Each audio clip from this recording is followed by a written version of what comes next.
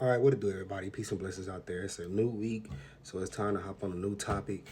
Okay, so last week I talked about getting rid of bad habits and seeking God's face, and we still gonna talk about seeking God's face, but we're gonna talk about how and where to start at.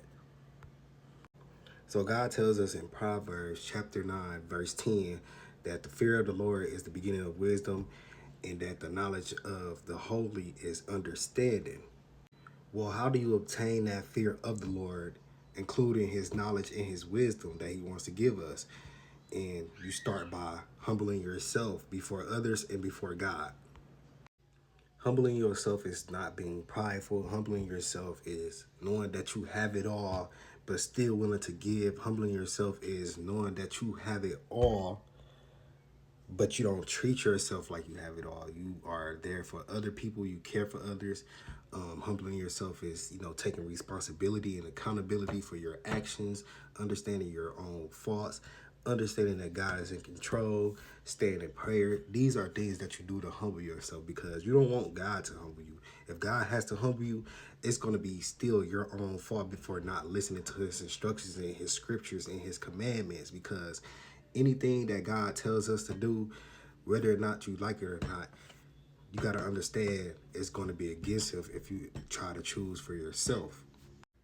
Being humble is one of the hardest things to do and one of the most important things to do when you're seeking God's face, because society, man, humankind teaches us to be in competition with each other, flex over the possessions that we have, flex on how blessed we are over somebody else or anything, which is causes like envious spirits, hate, anything negative. It can make anything negative come into your life when you're so prideful, because God said pride brings destruction.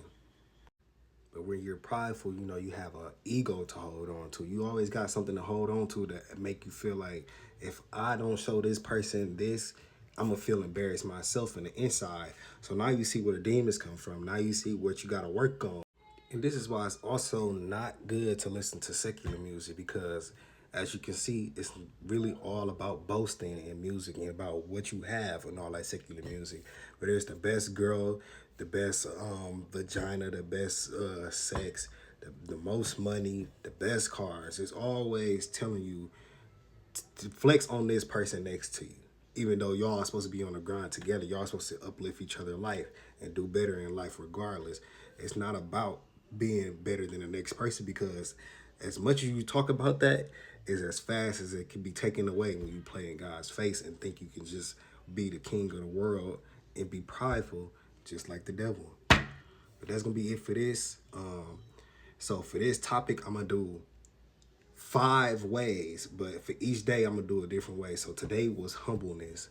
We're gonna figure it out what we're gonna do tomorrow on how you can start to seek God's face, because most people don't even know how to reach that point and things like that. But if anything, the most important thing to do is open up the book and pay attention to it yourself. Don't let nobody else read it to you. You can go to church and things like that, but most of the time, this is an open book test for yourself. You got to open the book for yourself. Everything that you want from God, you have to do it yourself. Nobody can get you into heaven. Nobody can send you to hell. Peace and blessings.